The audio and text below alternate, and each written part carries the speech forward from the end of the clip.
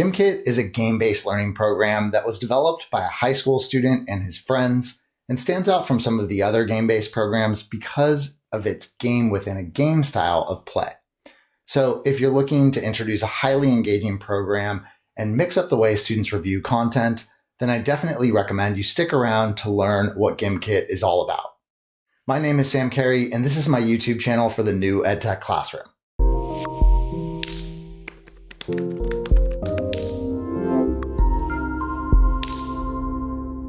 If this video helps you learn how to use GimKit, hit that like button and also subscribe to my channel and hit the notification bell so you don't miss any of my weekly updates. And if you have any questions about GimKit or suggestions about other game-based programs you like or want me to make a tutorial about, please be sure to comment below. To get started with GimKit, you'll want to go to gimkit.com and click Educator Sign Up. You can try out GimKit for free for 30 days. And after that, you would need to pay for a monthly subscription, which costs $4.99 per month. So let's see, if only 1% of the 3.7 million teachers in the United States bought GimKit for $5 per month, the kids that designed this platform would be making about...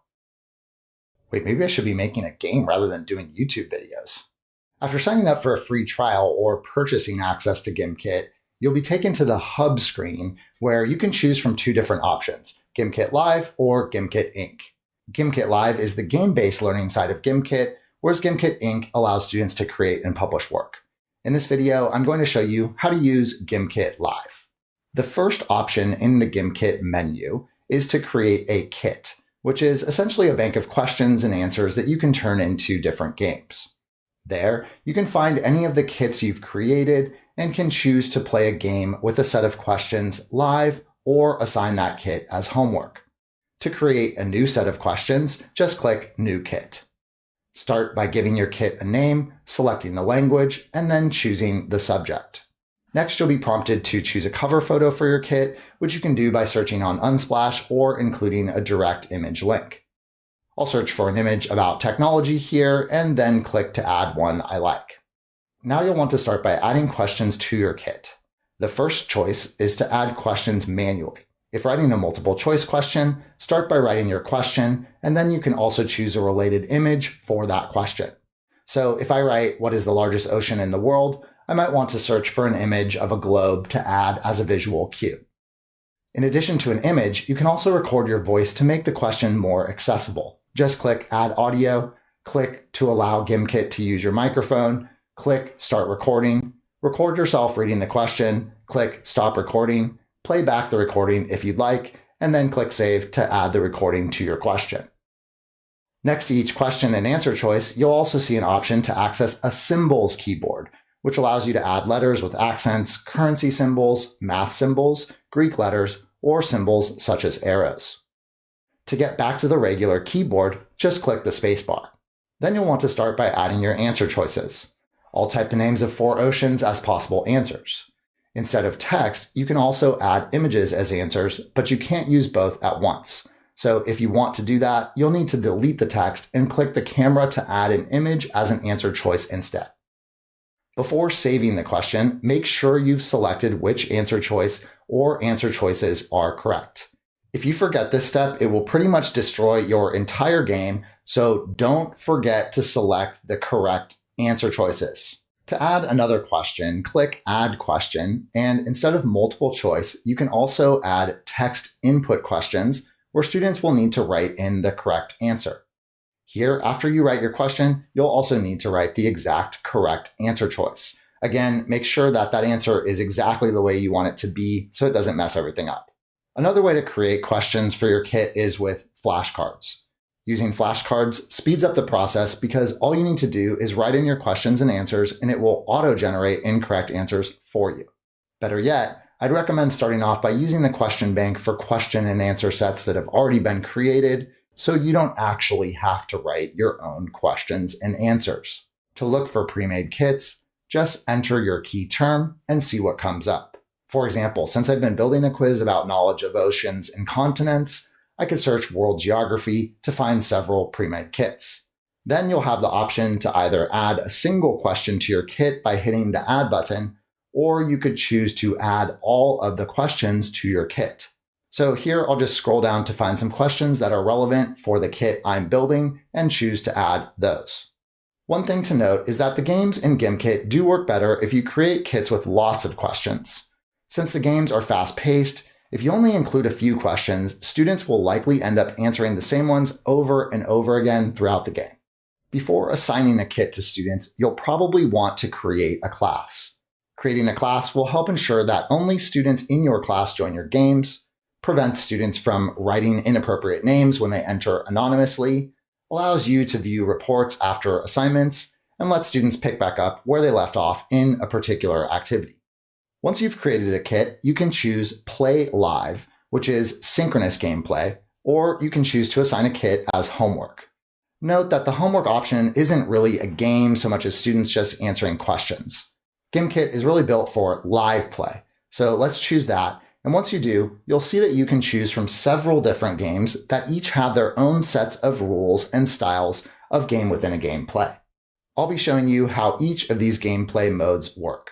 If you're looking to learn about a specific mode, you can skip directly to that chapter in the video. Let's start by looking at the classic mode.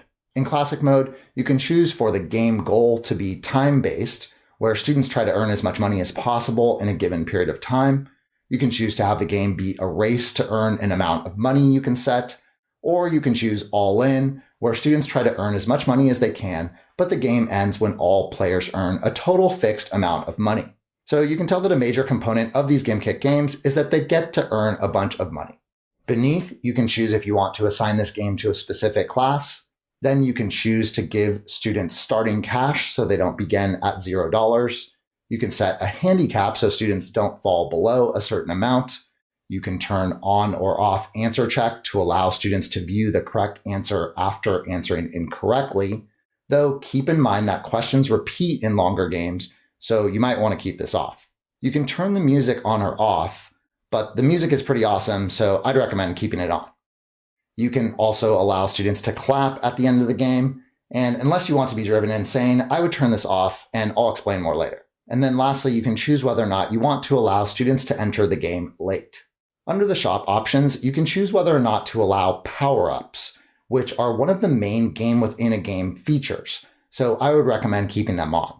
You can also turn on or off the ability for students to purchase themes, which are entirely cosmetic. And lastly, you can choose whether or not to only allow clean power-ups, meaning power-ups that don't hurt other players. These settings will make more sense once you see actual gameplay. Once you're ready to start the game, click Continue. Students can join the game by going to gimkit.com/live and entering the class code, or if students already have accounts because you created a class, they'll be automatically logged in when they click to enter a game. While students are waiting, they have the option to draw using a digital pen. Back on the teacher screen, you'll see the students' names show up as they enter the room. And since this game was assigned to a specific class, those names are based on their email addresses rather than relying on students to manually enter their own names. Once you're ready, click Start Game to begin.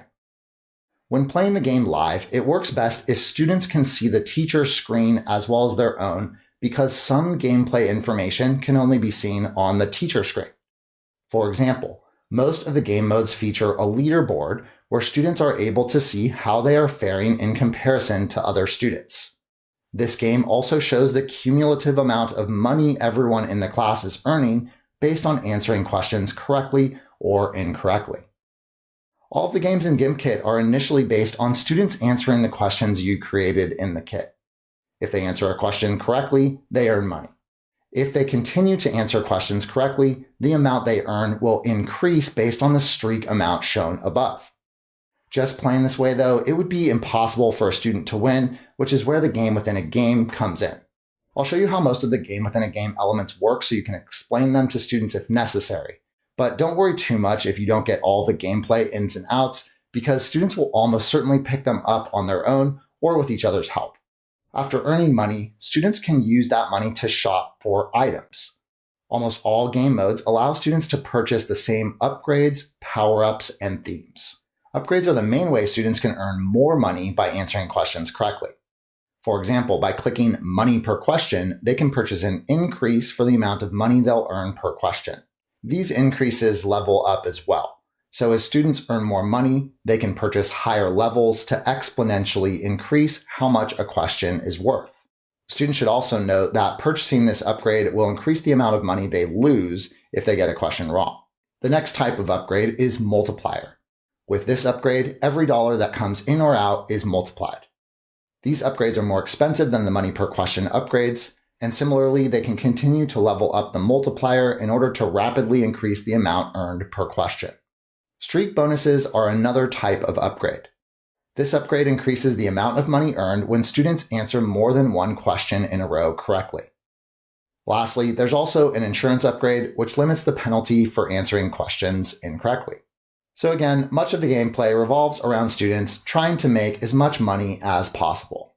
In addition to upgrades that are mostly about students earning more money per question, students can also purchase power-ups, which have a variety of different functions.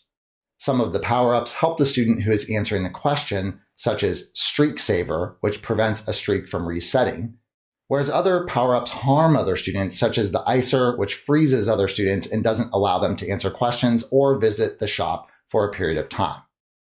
On the other hand, the Gift power-up increases a classmate's amount of money by 25%, which is mostly an act of kindness for individual games, but could be more strategic in collaborative games.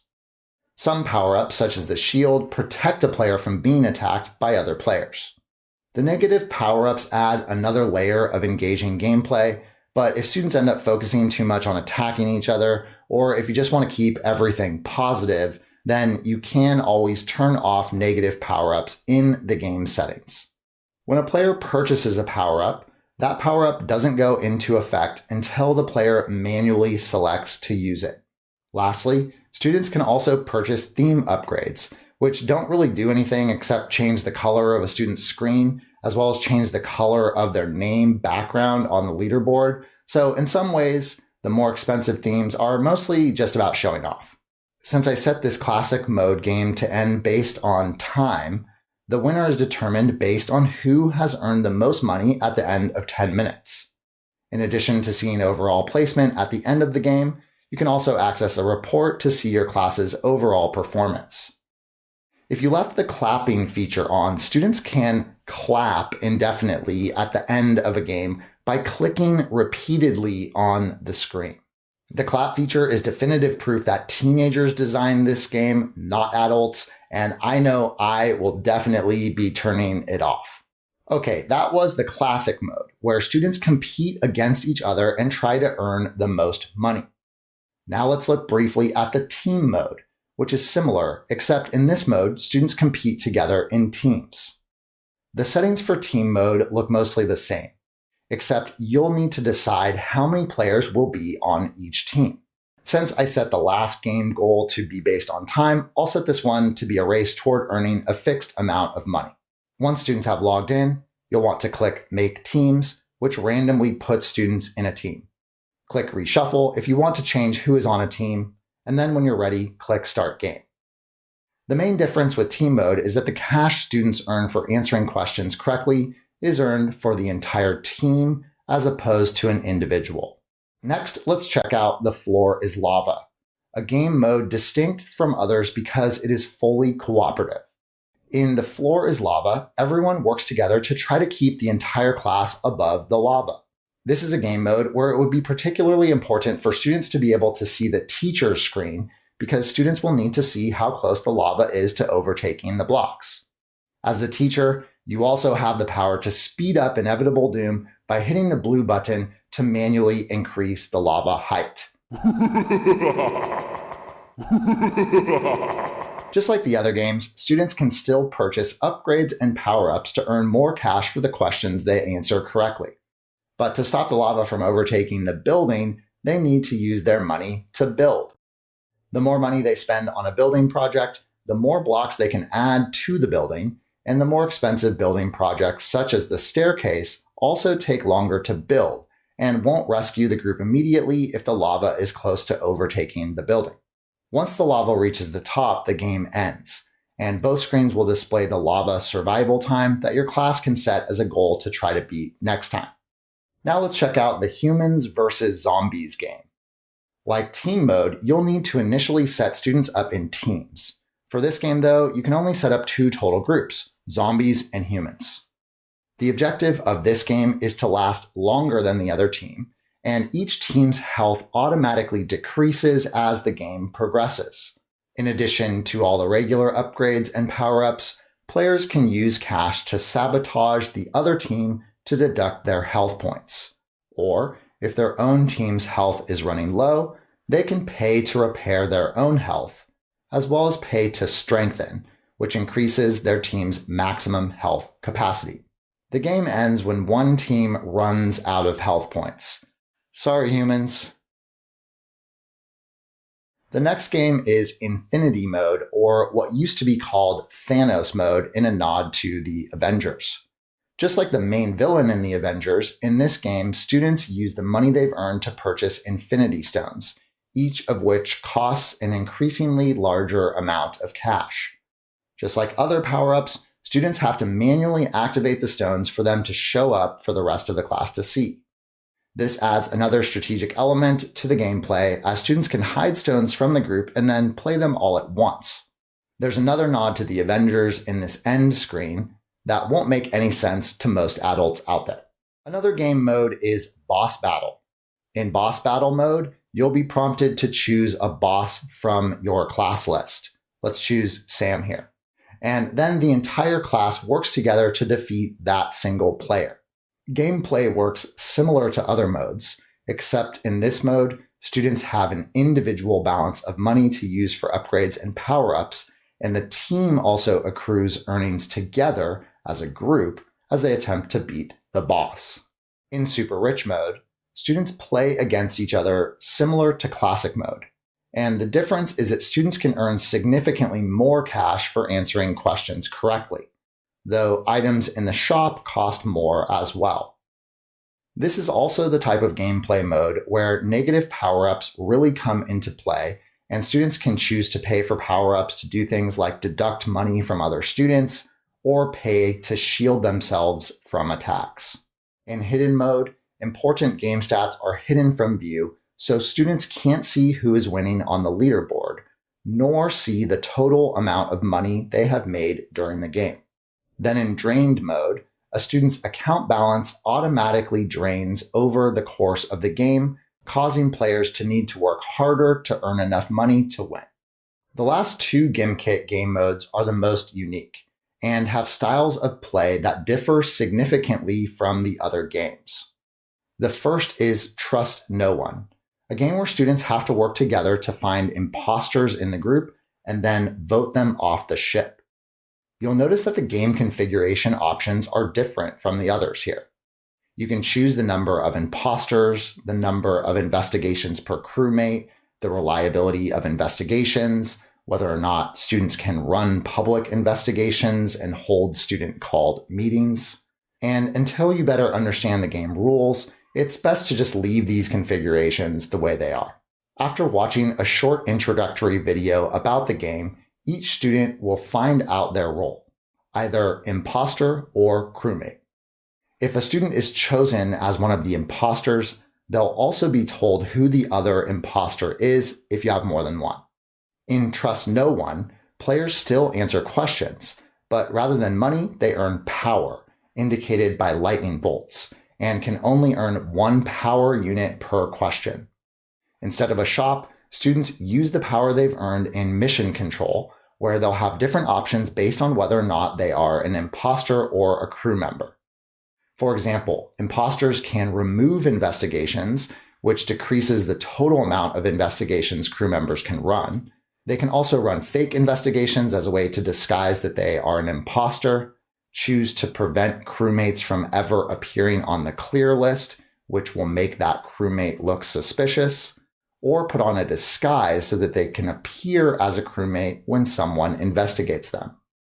Crewmates, on the other hand, can use their power points to run private investigations where the results are only returned to that player, to run public investigations where the results are shared with the whole group, or to take a peek at another player's notes or call a meeting to vote someone out.